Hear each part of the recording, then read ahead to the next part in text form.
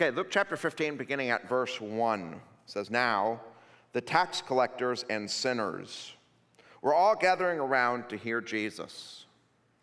But the Pharisees and the teachers of the law muttered, 'This man welcomes sinners and eats with them.'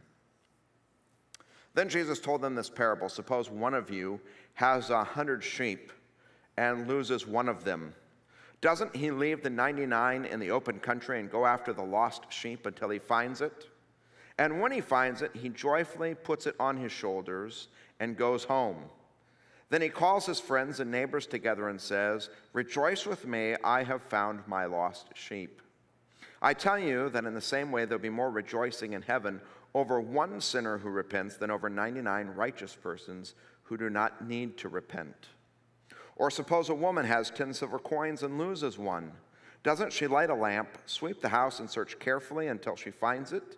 And when she finds it, she calls her friends and neighbors together and says, "Rejoice with me, I have found my lost coin." In the same way, I tell you, there is rejoicing in the presence of the angels of God over one sinner who repents. To me, these are profound words, and they're words that guide the church. And here's what I think they lean to. The church gets like the rocket fuel of God's heart and love when everyone in the church gains a passion for everyone. Both these parables that Jesus tells, they work off the same kind of everyday story. How many of you have ever lost something before? Maybe your keys, or you've lost, this happens now, you've lost your cell phone. Isn't that anxiety producing today? You've put your phone somewhere, you can't find it, and this is what happens. We search for it, whatever it is that we're lost, and then it's really the joy, the relief when we find that lost thing. That's the imagery that Jesus draws off of. In the first of these two parables, he talks about a shepherd who has 100 sheep, and one of them goes missing, is lost.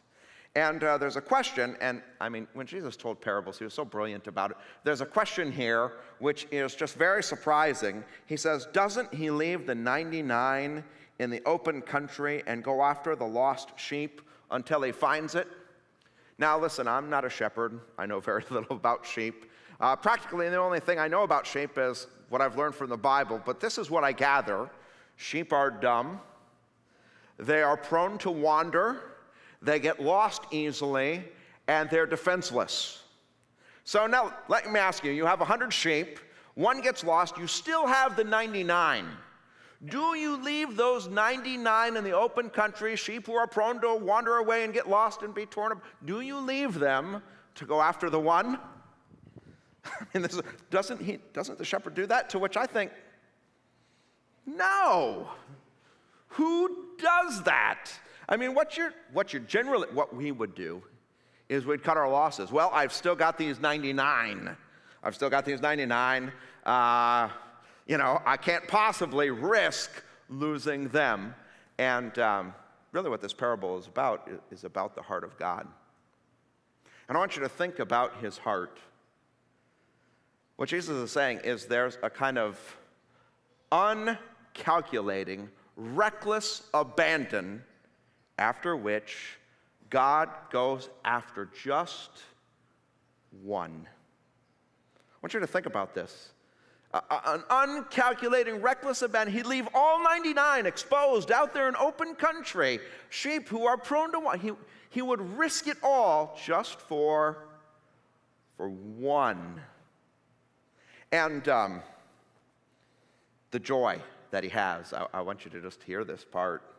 When he finds it, it says, he joyfully puts it on his shoulders. I hope you just get the mental picture. It's like the relief that he has when he, with reckless passion, uncalculated abandon, risks it all. He finds that one, he scoops it up, he joyfully puts it on his shoulders. He goes back and, it says here that he calls his friends together. He throws a party. He says, "Rejoice with me."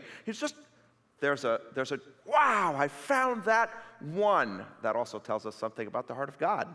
Jesus even finishes, he says, that's the kind of joy you find in heaven when just that one lost sinner repents and comes home. There's a second parable here. It's just like it. There's a woman who has 10 coins and loses how many? 1. And here the difference is she knows where it is. It's in her house somewhere. And so Jesus says, doesn't she light a lamp, sweep the house, and search carefully until she finds it? The picture here is she knows it's here somewhere. I'm sure we've lost something somewhere, and I know it's right here. And this parable describes the heart of God. He's got a kind of relentless pursuit of what's lost. This woman, she will not give, she'll sweep, she turns a light on when the outside lights go dark. She will not stop. I know it's here. And there's kind of a relentless approach, a patient endurance, a persistence about finding that one last coin. And again, when she does, she's full of joy. She invites her neighbors. She throws a party. I found it. And again, this is about the heart of God, and you've just got to think about this. And many of you, you'll experience this. God won't give up on one person.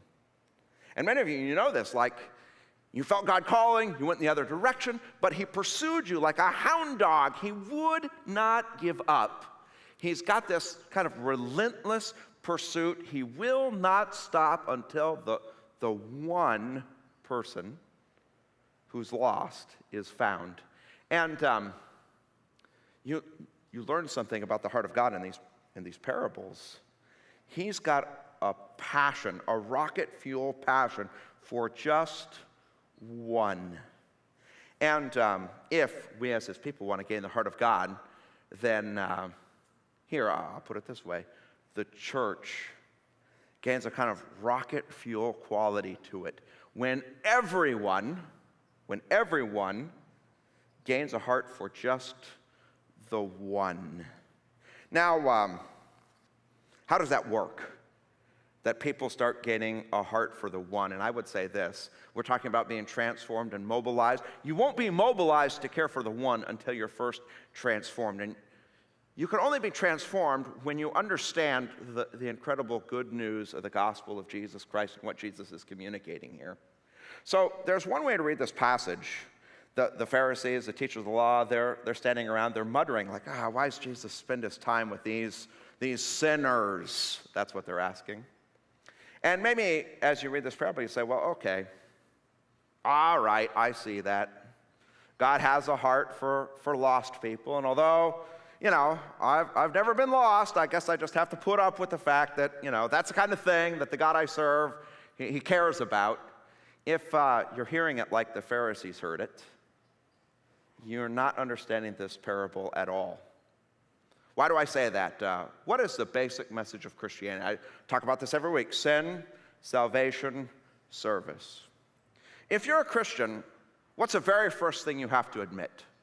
The very first thing you have to admit is, hey, I came to realize that I was a lost sinner.